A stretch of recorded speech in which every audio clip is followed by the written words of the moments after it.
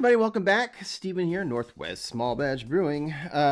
Today is a brew talk. I do have a beer brewing, but it's not ready to show you yet, so that will be a surprise. This is a beer from Rosenstadt. I'm probably pronouncing that wrong. I'm assuming German. They make basically all German beers, local brewery here. This is their Helles Lager.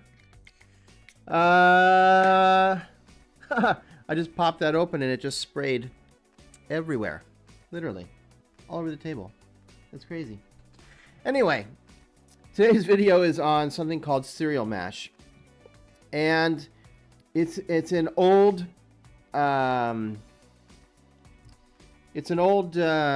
method of brewing, basically.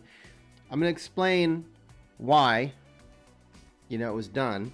Look how nice and clear. I mean, that is crystal clear. I'm sure they filtered this, but I'm just saying that is a clear lager.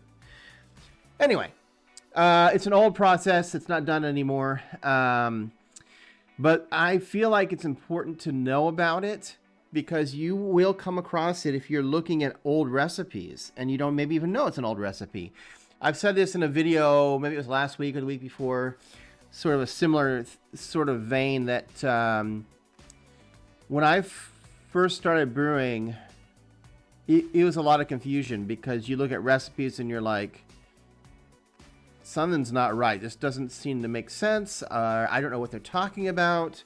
They'll talk about like sparging or fly sparging, and there's a lot of things you have to, when you read a beer recipe, you have to know how to make it fit your brewing style and system. And a lot of that is just doing your research on older beers, beer brewing methods, and then looking at recipes and going, oh, that's what they were talking about. So, cheers. That's a good lager. So, cereal mash, not done anymore, really. So what is it? Well, there are certain grains and adjuncts that are not malted, right? They're unmalted. And because of that, they have very low enzyme amounts, and you're not going to get a lot of conversion from starch to sugar, which does nothing for you really in the brewing process. So back in the day, if you had rice or corn, actually you probably still do this. Well, you don't have to do that with rice. I'll get to this. Rice, corn, oats, wheat, even barley. Basically, all of these things, if they're unmalted, you have to do what's called a cereal mash. And you may see this in recipes. Now, if it says use 20% unmalted wheat, well, if you're going to use unmalted wheat, you have to do a cereal mash. So you still mill the grain because you still want to get to the starch that's inside it. And then you have to do, there's two options here. You can just do the cereal mash with just the unmalted stuff, or you can do it all together in one big pot. But you're going to basically bring the temperature up to the gelatinization temperature. So what happens is when the malt hits a certain temperature and it sits there for a while, as long as you've cracked it open and let the starch out, it starts to gelatinize. And that's when the enzymes can get to it and convert that to sugar. So you can either put your whole mash all together and bring it up to the gelatinization temperature. And I'm saying gelatinization temperature because it's different for every kind of adjunct and grain. You'll have to Google that and look it up. I'm not going to give you a huge chart of every kind of grain and adjunct that would need this. But if you were going to do this, you'd want to look up what temperature range it gelatinizes at, and then you would hold it at that temperature for about 20 minutes and then raise the temperature up to your normal mash temperature. Now, you could also do the gelatinization, cereal mash is what they're calling it, in a different vessel, and then transfer that into your main mash.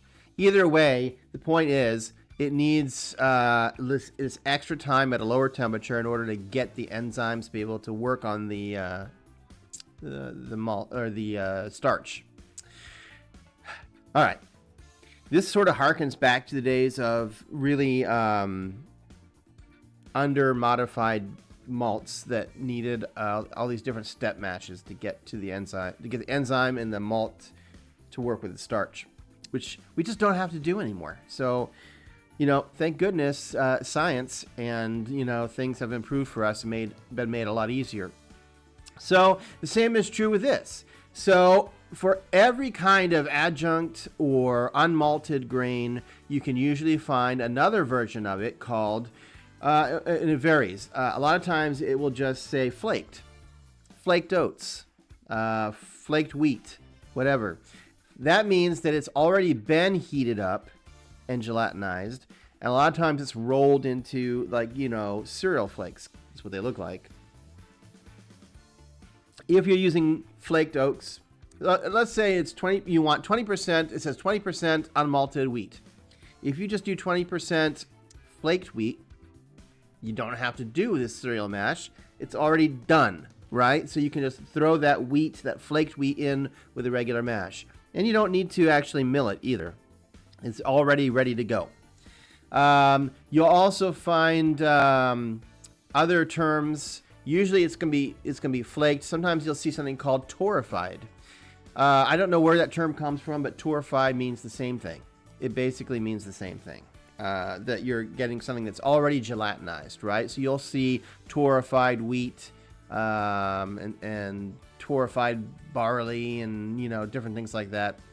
And that's fine. And same thing with rice. You can get gelatinized rice. You can get, I think it's called flaked rice or torrefied rice. But if you're using that, that's the way to go. If you're not doing it that way and you're not buying it already gelatinized, you're going to have to do this extra step of a cereal mash, which you can do, but it's an extra step that you have to go through. That's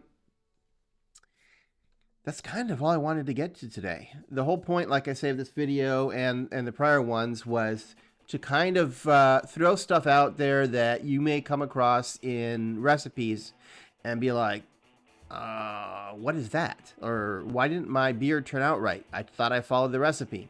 You'll find stuff in recipes because the best recipes are written in the most generic form, right?